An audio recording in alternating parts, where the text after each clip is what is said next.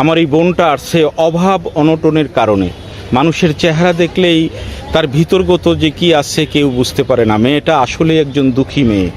হ্যাঁ, যে আমার অত্যন্ত আনন্দের সহিত বলতেছি যে মেয়েটা কেউ খারাপ কমেন্ট করবে না এবং খারাপ ভাষায় কেউ মেয়েটাকে ফোন দিবে না। আচ্ছা আপু, একটা কথা আমার মনে জাগলো। তোমাকে দেখতে দেখতে এবং তোমার কথা শুনতে শুনতে যদি কোনো হৃদয়বান ভাই, কোনো প্রিয় ভাই তোমাকে ভালোবাসার অফার দেয় কিংবা বিয়ে করতে চায়, তাতে তোমার মত কি?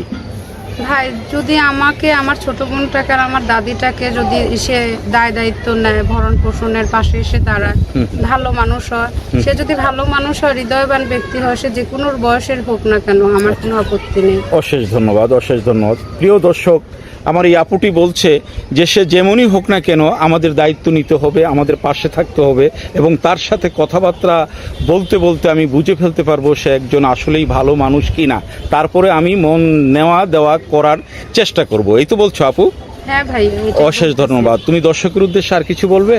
হ্যাঁ, দর্শকদের উদ্দেশ্যে এটাই বলতে চাই ভাই, আমরা খুব কষ্টে, খুব গরিব মানুষ, আমাদের কি সাহায্য করার মতো কেউ নাই, নাই কোনো বড় ভাই, নাই কোনো এমন আত্মীয় স্বজন যে আমাদের পাশে এসে দাঁড়াবে।